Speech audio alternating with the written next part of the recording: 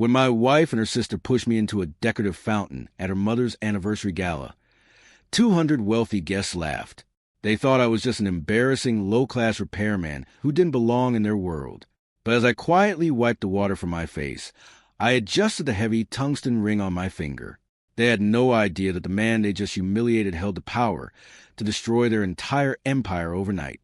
Make sure to watch this story until the very end to see how the truth unfolds. If you appreciate stories of real justice, hit that like button and subscribe to the channel. And leave a comment below letting me know where you're watching from. I genuinely love seeing where our global audience tunes in from. The air inside the Grand Pavilion of City Hall smelled expensive, heavy with imported white lilies, polished marble, and the sharp scent of aging pride. Sterling Crest Developments was celebrating its 40-year anniversary, and every local developer, city official, and high-yield investor sat under the crystal chandeliers. 6 hours earlier, that very ballroom was empty, except for a crew of terrified union carpenters scrambling over a sagging stage truss. A dangerous load-bearing beam failure threatened to ruin the entire setup, and the structural contractor had walked off the job. I spent 4 hours beneath that stage in my work clothes, bracing the cross beams with high-tensile steel brackets and hand-torquing every bolt myself. I didn't invoice a single dollar. I didn't ask for a mention in the program. I did it because my wife's family name was plastered across the banners, and I believed that protecting the people standing on that stage was simply what a man was supposed to do. By 8 o'clock, the transformation was complete. The dust was gone, replaced by silk linens, vintage champagne, and soft orchestral strings. I sat at the far edge of the head table in a sensible dark suit that had seen better years, quietly observing the room. Elena sat beside me, radiating the polished confidence of a newly appointed corporate vice president. Across from us, her sister Chloe recorded every detail on her phone, angling her camera to capture the room's high society guests while carefully excluding me from every frame. To them, I was Julian, the quiet, blue-collar craftsman who repaired historic timber and restored municipal properties, a man who brought sawdust into foyer and drove a dented pickup truck. As the waiter laid down the evening's financial prospectus, I opened the booklet and scanned the figures. The numbers immediately didn't add up. Under the asset valuation column for Sterling Crest's flagship project, the Grandview Tower, a multi-million-dollar surplus was recorded without an offset liability. It was an elementary accounting anomaly, an artificially inflated valuation designed to lure private equity capital. I leaned over to Elena and whispered softly, pointing at a line item, asking if her mother's accounting team had accidentally printed an unverified draft. Elena didn't look at the page. She looked at me as if a stray dog had just barked at her dinner plate. Her sister Chloe didn't miss a beat, rising from her seat with a sharp, practiced laugh. Chloe stepped behind my chair, deliberately hooked her high heel in the back of my leg, and shoved me backward. My arms flailed for balance, but there was nothing to catch. I crashed backward into the decorative stone fountain at the edge of the dais. Water erupted across the marble floor. The orchestra choked to a sudden halt. The clinking of crystal glasses died instantly. Cold, algae-scented water soaked through my suit jacket, dripping from my hair onto the pristine white table runner. 200 pairs of eyes locked onto me. Before I could even push myself up from the stone basin, Elena stood. She didn't offer a hand. She didn't ask if I was hurt. She adjusted her diamond bracelet, cleared her throat, and let her voice ring out across the silent ballroom. She announced to every investor and politician in the city that her husband was nothing more than an embarrassing, low-class repairman who didn't know how to conduct himself in polite society, apologizing for the disruption caused by a man who simply couldn't keep up with the family's success. A ripple of cruel, quiet laughter echoed through the front tables. Chloe smiled behind her phone, recording every second of my humiliation for social media. I didn't yell. I didn't argue. Pushing myself out of shallow water, I reached into my pocket, pulled out a linen napkin, and calmly wiped the moisture from my forehead.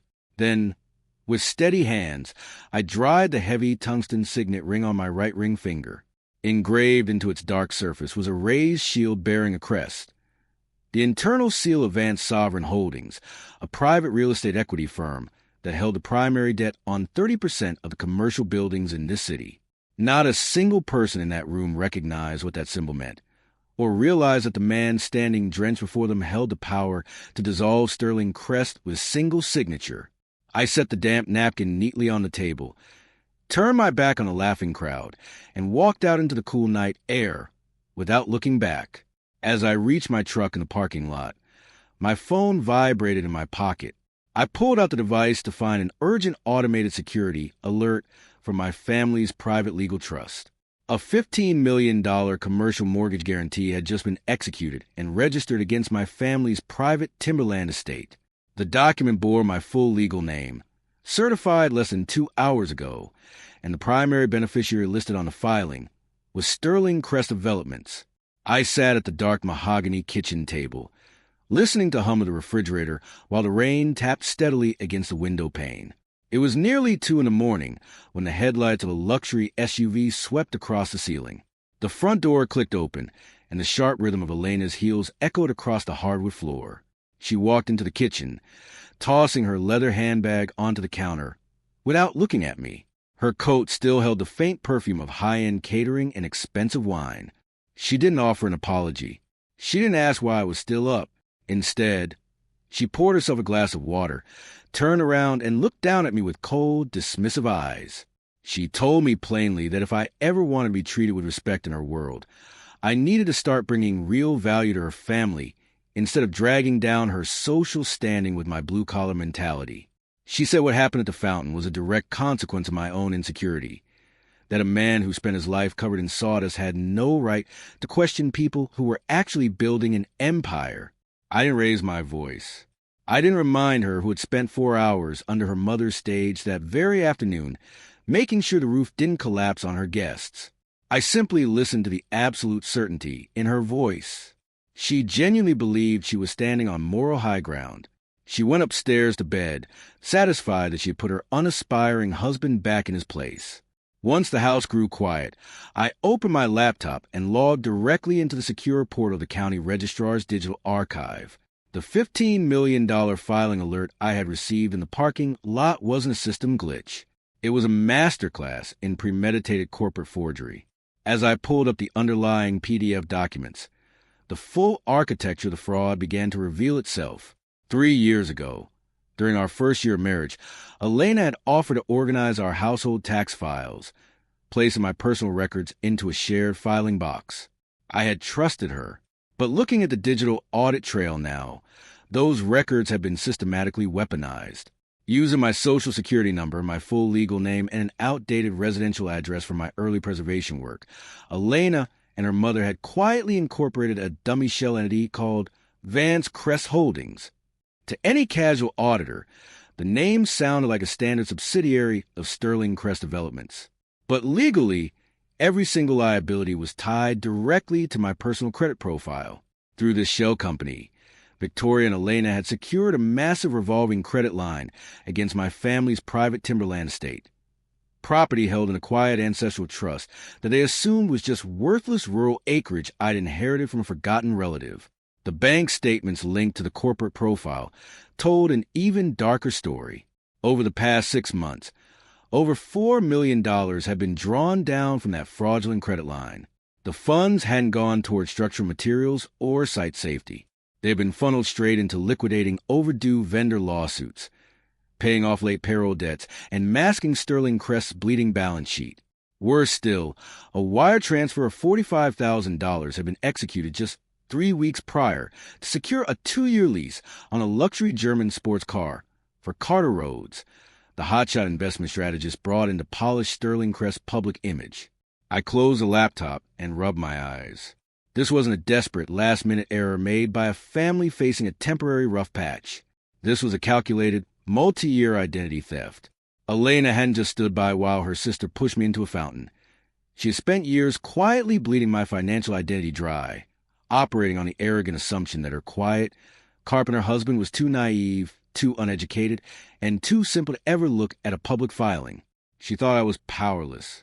She was about to learn just how wrong she was. By 6 o'clock the following morning, I was sitting in the corner booth of a quiet diner 3 blocks from my restoration workshop. The rain had cleared, leaving a sharp, cold sunrise over the city. Across the marble-topped table sat Arthur Vance Pemberton, dressed in his usual charcoal three-piece suit. Arthur had served as my father's head legal counsel for over 3 decades. He listened in absolute silence as I laid out the digital printouts, the bank routing numbers, and the forged $15 million land guarantee. When I finished, Arthur placed his teacup down with a sharp clink. His eyes burned with quiet fury. He urged me to let him file an immediate injunction and report the identity theft to the state prosecutor before noon. He pointed out that forging corporate deeds and leveraging private trust land constituted grand larceny and bank fraud. The police would be at the Sterling Crest offices by afternoon. I held up a hand and stopped him. I told him we were not calling the authorities yet. If we froze Sterling Crest's account today, the company would collapse immediately. Victoria and Elena would file for emergency bankruptcy. Protection mechanisms would kick in, and the true victims would be left holding the bill. Hundreds of local subcontractors, drywallers, electricians, plumbers, and independent framing crews who had spent hot summer months working on Grandview Tower would never see a single dollar for their labor. I refused to let my personal betrayal destroy the lives of working men and women. I instructed Arthur to prepare a quiet, comprehensive forensic audit instead. An hour later, Arthur and I walked into the private conference wing of the Regional Banking Authority. Waiting for us was Martha Gable, a veteran chief forensic accountant whose razor-sharp mind had dismantled dozens of corporate fraud operations across the state. Martha didn't care about social status or polished corporate galas. She cared about balance sheets. She spent 40 minutes running the shell company's tax identification numbers through the banking network's internal database. What she uncovered went far beyond the $15 million forgery. Sterling Crest Developments was completely, utterly insolvent behind their polished glass offices and high society galas. They were operating on borrowed time and stolen capital. Victoria Sterling had accumulated over $8 million in unpaid invoices owed to local trade crews, stalling them with empty promises, while quietly shifting liquidity into personal management fees. To hide the black hole on her balance sheet, Victoria had used a fraudulent $15 million land guarantee, backed by my forged signature, to inflate Sterling Crest's credit score. Her goal was simple: pass the strict solvency checks required to secure a massive $25 million municipal development grant funded directly by Vance Sovereign Holdings. They were using my stolen identity to steal a fortune from my own family firm. Martha looked up from her monitors, her eyes wide with disbelief. She asked if we should notify the State Banking Commission to block the grant application immediately. I looked at Arthur, then back at Martha, and shook my head. The trap was already set, and the Sterling family was walking into it with absolute confidence. I instructed Arthur to let the grant application proceed through the standard review channels without raising a single flag. I wanted Sterling Crest to believe their plan was working perfectly. The grant award ceremony was scheduled to take place at the upcoming Regional Real Estate Summit, an exclusive gathering where Vance Sovereign Holdings was set to formally introduce its new executive chairman to the investment community. Elena and her mother believed they were about to step onto the grandest stage of their careers. They had no idea who would be waiting for them at the podium. The glass tower of the Sterling Crest corporate headquarters overlooked the harbor, bathed in the harsh afternoon light. I stood in the doorway of the executive suite as Victoria Sterling sat behind a massive walnut desk, looking at me like I was an unpleasant stain on her pristine carpet. She didn't ask me to sit. She simply slid a thick stapled document across the polished wood, her manicured fingers tapping against the cover page. With a cold, practiced composure, Victoria gave me her ultimatum. She informed me that my presence in her daughter's life had become an intolerable liability. She demanded that I sign the pre-drafted legal separation agreement resting in front of me and vacate the suburban residence I shared with Elena within 14 days. Victoria leaned back, resting her chin on her clasped hands, and began her lecture. She boasted that the grand 4-bedroom home was a cornerstone of the Sterling family legacy, a reward for decades of corporate prestige and financial dominance. In her mind, a man earning a humble restoration carpenter's wage had no moral or legal claim to such marital property. She ran down the short, humiliating list of items I was permitted to take upon my departure. My worn work clothes, my personal hand tools, and the cheap junk jewelry sitting on my finger, referring to my late father's heavy tungsten signet ring. She made it abundantly clear that I was leaving her daughter's life with nothing more than what I brought into it. I stood there in complete silence, letting her speak uninterrupted. What Victoria failed to realize was that her entire speech was built on a foundation of absolute ignorance. She believed she held all the cards, entirely unaware that the property she was bragging about had never belonged to the Sterling family. 20 years ago, my father had purchased that exact residential estate through the Crown Vance Asset Trust, a private holding vehicle established long before I ever met Elena. Before our wedding 6 years ago, Elena had willingly signed a residential non-marital tenancy agreement, a document that explicitly designated the house as a trust-held asset rather than marital property. She had signed her name without reading the fine print, convinced it was just routine paperwork for a corporate lease. In reality, Elena wasn't the owner of that house. She was merely a guest living under a revocable tenancy agreement on land owned entirely by my family trust. I didn't argue with Victoria. I didn't correct her grandiose misconceptions or shatter her illusion of control. Instead, I subtly tapped the screen of my smartphone in my pocket, ensuring the entire conversation, including her threats and demands, was being recorded in crystal-clear audio for Arthur's legal files. Without uttering a single word, I left the separation agreement untouched on the walnut desk. I turned around and walked out of the corporate suite. That evening, I returned to the house while Elena and her mother were out at a networking dinner. I didn't pack out of anger or desperation. I calmly gathered my clothing, my historical architecture journals, and my box of vintage restoration tools. I loaded everything into the back of my pickup truck and drove away from the quiet suburban street. I relocated to a spacious, beautifully restored loft apartment situated directly above my downtown preservation workshop. Sitting by the exposed brick window, surrounded by the smell of aged timber and raw iron, I looked out over the glowing city skyline. The Sterling family thought they had successfully evicted a penniless husband. They had no idea they had just walked out of a house they didn't own, leaving the true landlord to decide when to lock the doors. By Thursday morning, the Sterling family's arrogance had reached a fever pitch. Sitting at my drafting table in the downtown loft, my phone lit up with notifications from local trade contacts and former colleagues. Chloe had taken the footage from the anniversary gala, trimmed out the moment she tripped me into the fountain, and edited together a malicious 30-second clip. She uploaded the video across several prominent professional networking platforms and local business forums. The caption was brutal and calculated. Chloe framed me as an entitled bitter leech who had crashed her mother's celebration, tried to publicly interrogate the executive team over financial documents he wasn't qualified to read, and gotten exactly what he deserved. The comments section filled quickly with sneering remarks from local ladder climbers and socialites mocking the blue-collar husband who didn't know his place. I didn't file a takedown request. I didn't type a defense. Every view, share, and digital footprint was simply building a record of public defamation that Arthur was quietly documenting. 24 hours later, Elena made her move official. A courier delivered a formal petition for divorce to my workshop. The court filings were breathtaking in their audacity. Elena demanded full ownership of the suburban residence, exclusive control over all marital assets, and substantial monthly spousal support. Her legal team argued that my lack of career ambition and sudden abandonment of the marital home had created severe financial hardship for her, all while claiming she had single-handedly financed our lifestyle for 6 years. She didn't stop at court filings. Over the next 3 days, Elena began publicly stepping out with Carter Rhodes. Photographs of them appeared in local society columns, attending high-end business luncheons and private investor dinners across the financial district.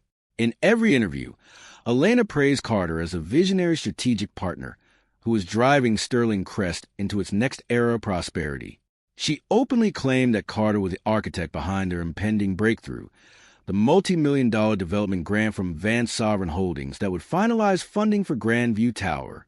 She was parading her new life in the spotlight, convinced she had successfully shed the weight of an uninspired husband. What she didn't realize was that behind her back, the net was pulling tight. On Monday afternoon, Arthur walked into my workshop, carrying a heavy navy blue binder stamped with the seal of a top forensic cybersecurity firm. The digital trace was complete. The metadata report left zero room for plausible deniability. The forged signatures on the $15 million loan guarantee hadn't been uploaded by an anonymous third party or an overzealous low-level clerk. The digital certificate used to sign my name had been extracted directly from my personal laptop during a weekend visit Elena made to my workshop 2 months prior. The IP log pinpointed the exact time and location of submission, 11:14 p.m. on a Tuesday evening. Uploaded directly from the desktop computer in Elena's executive office at Sterling Crest. Worse still, the audit revealed that Elena had personally accessed my private trust tax returns from a cloud storage folder 3 weeks before submitting the fraudulent loan application. She had systematically mapped out my personal identity, copied my credentials, and executed the forgery from her own desk. Arthur placed a binder on my desk and met my eyes. The proof of criminal intent was absolute. There was no defense, no loophole, and no escape. Elena had built her grand rebirth on a mountain of stolen paper, and in less than 48 hours, at the Regional Real Estate Summit, that mountain was going to collapse. The dust inside the unfinished atrium of Grandview Tower smelled of damp concrete and exposed rebar. Early Tuesday morning, I pulled on a battered high-visibility vest, strapped on my scuffed hard hat, and walked onto the job site incognito. To the 50 men moving materials across the floor, I was just another itinerant inspector holding a clipboard. Near the north elevator shaft, I found Marcus, a veteran framing foreman whose hands were calloused from 30 years of heavy timber work. He was leaning against a stack of structural steel, staring at a crumpled paper schedule with tired, bloodshot eyes. I struck up a quiet conversation, asking about the build's progress. Marcus let out a dry, bitter laugh and pulled off his work gloves. He revealed that his 12-man crew hadn't seen a single paycheck in over 60 days. He had been quietly paying his youngest apprentice out of his own savings just to keep the kid's apartment rent covered. Marcus gestured toward the street below, where a sleek black sports coupe and 2 luxury SUVs were parked in the executive stalls. He told me that while the plumbers, electricians, and framers were taking out personal loans just to buy diesel fuel for their work trucks, Victoria and Elena Sterling had spent the previous Friday hosting a photo shoot on-site to celebrate leasing a brand-new fleet of executive cars. The men were exhausted, demoralized, and crushed under the weight of empty corporate promises. Yet they kept showing up every morning because they believed in the building they were raising. Walking off the site, my chest burned with quiet, fierce anger. Sitting in my truck outside the perimeter fence, I faced a profound moral dilemma. With the evidence Arthur and Martha had gathered, I held the absolute power to pull the plug immediately. A single phone call to the state licensing board would freeze Sterling Crest's assets, trigger criminal indictments for identity theft, and bankrupt the company overnight. It would be fast, absolute, and deeply satisfying. But as I look back at Marcus and his crew working on the exposed scaffolding, I realize the cost of immediate vengeance. If I burned Sterling Crest to the ground today, the company would enter emergency liquidation. The trade crews would be locked out of sight, their back pay tied up in bankruptcy court for years, leaving dozens of working families financially ruined while corporate lawyers picked the carcass clean. I refuse to let my personal desire for justice collateral damage the very people who built the city's skyline. I pulled out my phone and called Arthur. I told him we were not pulling the trigger on an instant execution. Instead, we were going to execute a surgical legal takeover. I instructed Arthur to file an emergency order through Vance Sovereign Holdings' master debt covenants, officially placing Sterling Crest Developments under mandatory supervisory review. This rare legal mechanism, triggered whenever a debt holder detects material accounting fraud, would allow Vance Sovereign to step in, freeze all executive compensation, assume direct control of operational cash flow, and guarantee every outstanding subcontractor invoice in full. Crucially, the statutory notice period meant the formal intervention order would take effect precisely at 7 o'clock on Thursday evening, right in the middle of the Regional Real Estate Summit's keynote address. The Sterling family believed they were stepping onto the stage to accept a multi-million-dollar grant. In reality, they were walking directly into a corporate receivership that would strip them of their company, protect the workers, and expose the truth before the entire industry. The grand ballroom of the Metropolitan Center hummed with the high-stakes energy of 300 industry leaders, municipal authorities, and financial titans. Glinting glass awards, crystal chandeliers, and giant digital projection screens framed the main stage for the annual Regional Real Estate Summit. Near the front center table, Victoria, Elena, Chloe, and Carter Rhodes sat like royalty celebrating an inevitable triumph. They raised champagne glasses and soft toasts, convinced that within the hour, Vance Sovereign Holdings would formally announce Sterling Crest Developments as the sole recipient of the $25 million municipal expansion grant. Elena glowed under the camera lights, whispering to Carter about the global press coverage they would receive by morning. From across the concourse, I stepped through the North VIP entrance. I was no longer wearing the scuffed work boots, dusty denim, or water-stained jacket from the City Hall pavilion. I wore a charcoal bespoke three-piece suit cut from heavyweight Italian wool, tailored to perfection. On my right ring finger sat the heavy tungsten signet ring, polished and gleaming under the ambient gallery lighting.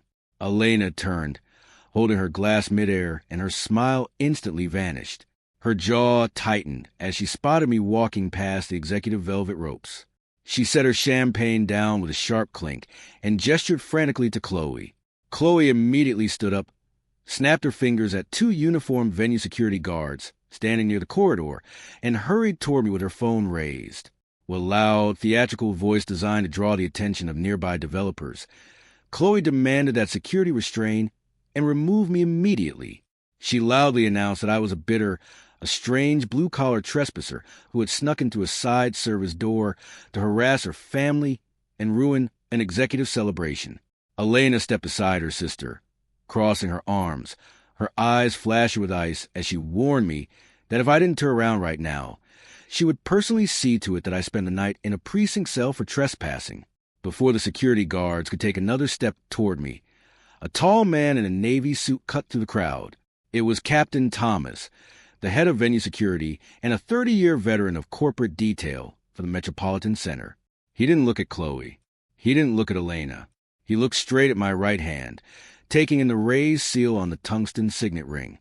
I reached into my breast pocket, pulled out a gold-embossed executive credential bearing the dark shield crest of Vance Sovereign Holdings, and extended it quietly toward him. Captain Thomas took the credential, verified the hologram, and straightened his posture instantly. He bowed his head with profound, practiced respect and handed the card back. He turned toward the two security guards and barked a quiet, firm command to stand down and clear the passage immediately. Then, facing the Sterling family, Captain Thomas raised his hand to block Chloe from stepping any closer.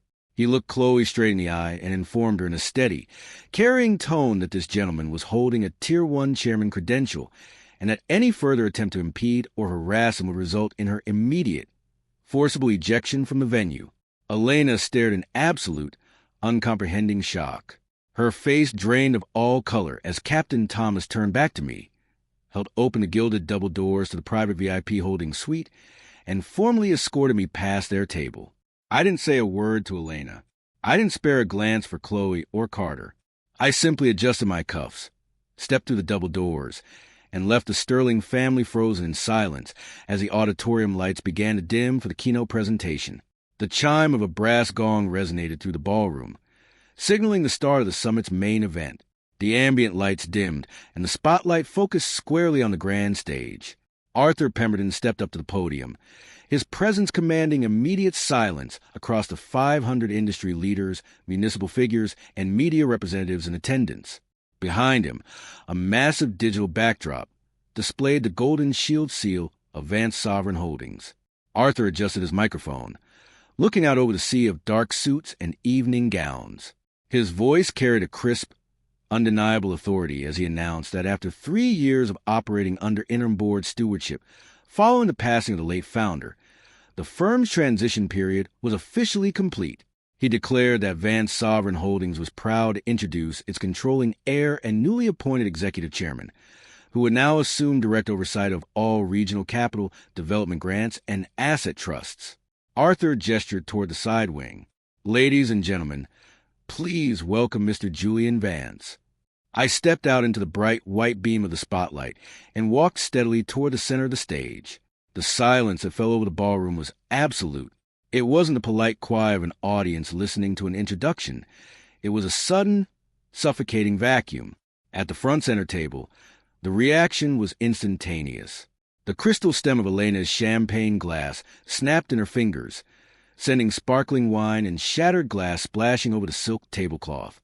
Her face turned ash-white, her eyes wide with horrific, uncomprehending shock. Beside her, Victoria clutched her string of pearls, her mouth open in a soundless gasp, looking as though the floor beneath her had vanished. Carter Rhodes froze mid-sip, his eyes glued to the stage in utter disbelief, his face draining of every drop of color.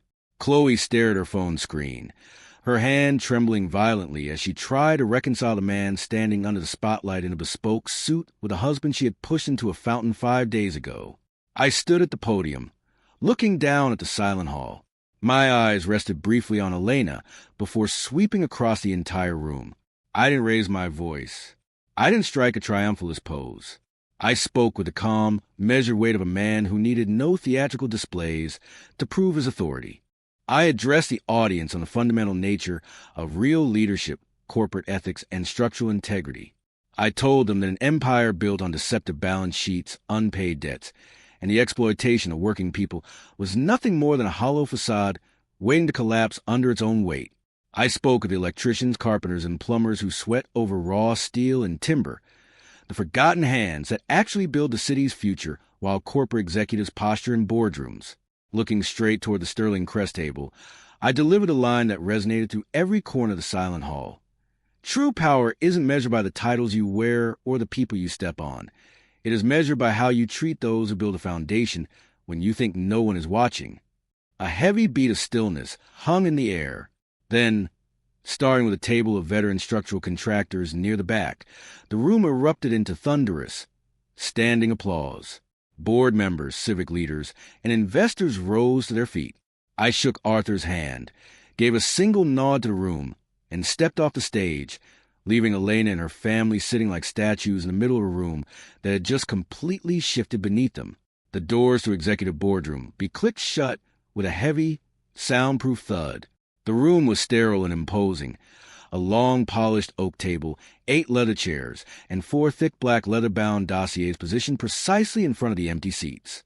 There were no water glasses, no welcome folders, and no polite greetings. Arthur Vance Pemberton stood at the head of the table, flanked by Martha Gable and 2 senior financial investigators from the banking authority. Victoria, Elena, Chloe, and Carter Rhodes stood near the entrance, looking less like corporate executives and more like suspects waiting for an indictment. I sat quietly in the adjacent observation suite, behind a tinted one-way glass mirror, watching every shift in their posture through the feeds of 2 high-definition ceiling microphones. Arthur didn't invite them to sit. He reached down, flipped open the top dossier, and began reading the forensic findings in a flat, unemotional voice. He laid out the IP logs tracking the forged $15 million loan guarantee back to Elena's office desktop. He detailed the illegal diversion of subcontractor funds to cover luxury vehicle leases. He presented the digital certificates stolen from my laptop and the fraudulent shell company filings for Vance Crest Holdings. The moment the weight of the evidence hit the table, the facade evaporated and the panic began. Carter Rhodes was the first to break. Stepped backing toward the door, he raised his hands and loudly declared that his role at Sterling Crest had been purely advisory. He pointed a trembling finger at Elena, claiming she was the sole mind behind the corporate filings, and that he had been completely misled regarding the origin of the funds used for his car lease. Elena whirled on him, her eyes wide with shock and rage. She shouted at Carter, reminding him that he had personally reviewed the loan schedules and demanded the sports car as a condition of a consulting agreement. Turning toward her mother, Elena's voice cracked into hysteria as she accused Victoria of putting unbearable pressure on her to secure capital at any cost to save Sterling Crest from bankruptcy. Victoria slammed her palm onto the table, ordering her daughter to shut her mouth, warning her that shouting in front of counsel was an admission of liability. Meanwhile, in the corner of the room, Chloe's fingers flew frantically across her phone screen as she tried to pull down her social media accounts and delete every video clip she had posted mocking me. Martha Gable calmly informed Chloe that every deleted post had already been archived and certified by federal forensic auditors 3 days ago. Arthur raised a single hand, cutting through the chaos like a knife. The room fell into a terrified, breathless silence. With cold precision, Arthur delivered the legal reality. The $15 million fraudulent loan guarantee was officially nullified, plunging Sterling Crest into immediate, unrecoverable insolvency. The suburban house Elena believed she owned was formally reclaimed under the terms of the Crown Vance Asset Trust, with an emergency eviction notice served for noon the following day. Personal civil liability claims and criminal referrals for identity theft were officially filed against Victoria and Elena. Then, Arthur delivered the final detail, the one that defined the difference between revenge and real stewardship. He informed them that Vance Sovereign Holdings was assuming direct supervisory control of the Grandview Tower site. Every single unpaid subcontractor, plumber, electrician, and framing crew member will be paid in full, with interest, directly from Vance Sovereign's Master Relief Fund before the end of the week. The Sterling family had sought to enrich themselves by exploiting working people and stealing an identity. They were leaving the room stripped of their company, their prestige, and their freedom, while the very workers they looked down upon were made whole. I stood up from behind the glass, turned off the audio monitor, and walked out into the quiet corridor. For months had passed, and the autumn leaves were falling gently across the historic cobblestone streets of the downtown district. The dust had settled, leaving in its place the quiet, permanent reality of justice. Sterling Crest Developments was no more. It had been formally dismantled and restructured into a public utility trust, placed under the strict supervision of independent, state-appointed auditors. Victoria Sterling lost operational control of the empire she had spent 40 years building, watching her legacy slip into the hands of those who actually care about accounting ethics. Elena faced severe civil judgments, mandatory financial restitution, and hundreds of hours of court-ordered community service. Carter Rhodes had his strategic consulting credentials permanently revoked by the State Board, his corporate reputation completely ruined. As for the suburban mansion, the grand house Victoria had bragged about and Elena had claimed as her family legacy, it was liquidated to the Crown Vance Asset Trust. I didn't keep a single dollar from the sale for my own comfort. Instead, I used the full proceeds to seed a $10 million endowment, the Vance Foundation for Trade Apprenticeship and Financial Protection. The foundation was designed with a single, unyielding mission: to provide legal defense funds, emergency payroll assistance, and credit restoration services for independent contractors, plumbers, electricians, and blue-collar tradesmen who had been victimized by corporate fraud or predatory developers. The Grandview Tower project was finished on schedule, built by the very crew Sterling Crest had tried to starve out. On opening day, Marcus and his men were paid every dollar they were owed, receiving bonus shares in the building's maintenance fund. They didn't know every detail of how their checks were secured, but when they saw me walk onto the site in my work boots, Marcus simply shook my hand, gave me a knowing nod, and said, "Thanks for having our backs, Julian." That handshake meant more to me than any public award ever could. Late on a Friday afternoon, I sat at my wooden drafting workbench inside my historic restoration workshop. The ambient light filtered to the high, arched glass windows, catching the faint swirling particles of sawdust in the air. On the bench sat a rolled-up architectural blueprint, a simple glass of cold, sparkling water, and my late father's heavy tungsten signet ring. I picked up the ring, turning it slowly between my thumb and forefinger. I thought back to that night in the City Hall pavilion, the cold water in the fountain, the sound of cruel laughter, and the arrogant conviction of people who believed that a man's worth was measured solely by the brand of his suit or the title on his business card. They had tried to humiliate a quiet man, unaware that true character isn't built on public status or stolen wealth. It is built in the quiet hours, in the integrity of your work, and in how you treat those who have no power to give you anything in return. Wine on a suit or water in a fountain doesn't define who you are. It only reveals the character of the person holding the glass. I slid the tungsten ring back onto my finger, took a quiet sip of water, and smiled as the evening sun dipped below the city horizon. Real strength doesn't need to scream to be heard. It simply stays steady, works hard, and lets the truth do the talking. If Julian's journey spoke to your heart today, take a moment to like this video and share it with someone who needs a reminder that justice always finds its way. And if you haven't joined our community yet, hit that subscribe button and turn on notifications. Every week, we bring you powerful, grounded stories of unsung resilience, quiet dignity, and truth prevailing over arrogance. Thank you for watching, and we'll see you in the next story.